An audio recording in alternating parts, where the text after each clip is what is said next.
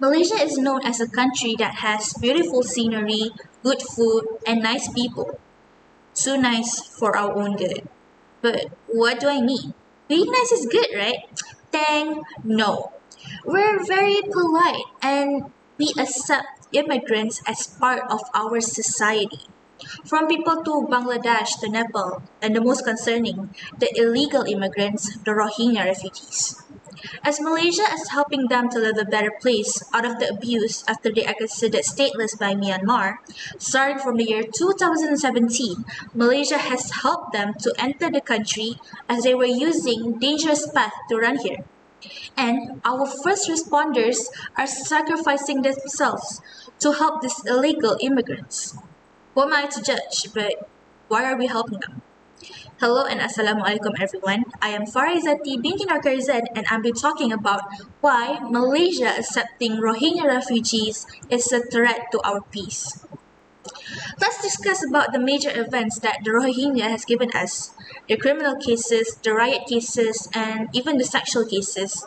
I would assume maybe it's a welcoming party or gift for the oh so kind and so accepting Malaysians. Let's talk about the riot case.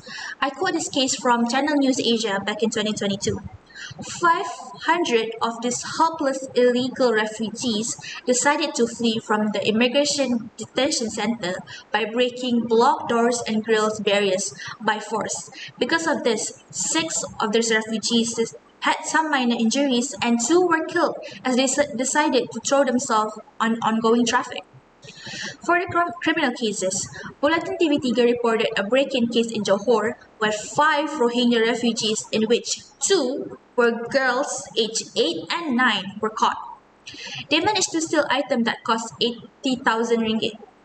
Berita Harian reported 10 illegal Rohingya refugees that even started a criminal group called Geng Jahat.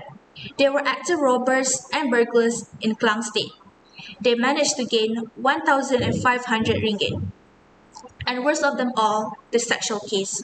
A 35-year-old immigrant was caught sexually abusing a 12-year-old girl. This girl was allegedly the neighbor of this molester, and he molested the girl by rubbing her chest multiple times. Just to add on, all of them had an original United Nations High Commissioner for Refugees UNHCR card. After some digging, I found out UNHCR are offering them to stay in a third country with an existing refugee protection law such as America.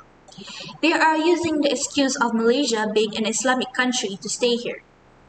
Do they think because of this they can blend in and become a true Malaysian, even try to take our own rights in our own country?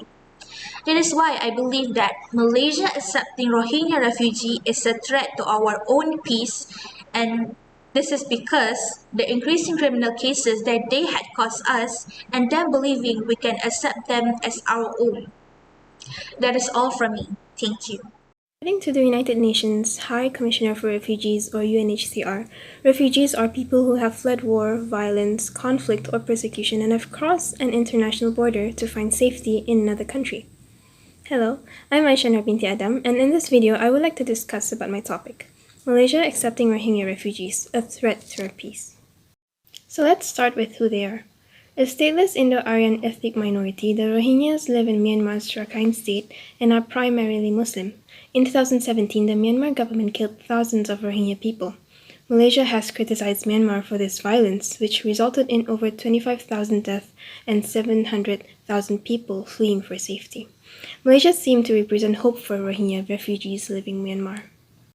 But after the influx of refugees to Malaysia and the problems that followed, we've come to the opinion that Malaysia should not accept more Rohingya refugees. Why? Well, firstly, foreign people may pose a security threat to the nation. The Rohingyas' involvement in militant actions in 2019 gave rise to growing security worries.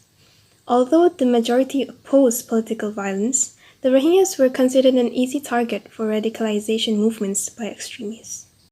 Secondly, with more Rohingya refugees arriving on Malaysian soil, the local people and the community are exposed to economic pressure. Generally, Malaysians perceive the refugees as an additional burden to the declining number of jobs. The level of official tolerance towards refugees has increased over the years because they offer the nation's economy expensive labor.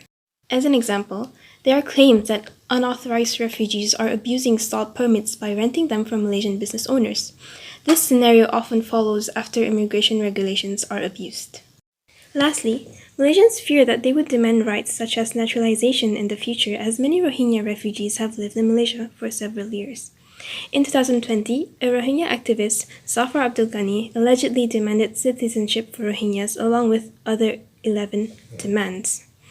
This has increased fear among Malaysians who then saw xenophobic comments against this community flooding the internet. Summing up, although Malaysia celebrates kindness and humanity, there must be a limit to where our generosity lies. These problems, such as security threats, economic pressure, and citizenship demands, are among the few instances. In my best opinion, the Malaysian government should consider revising immigration strategies and policies to abate possible crises. This is all from me. Thank you.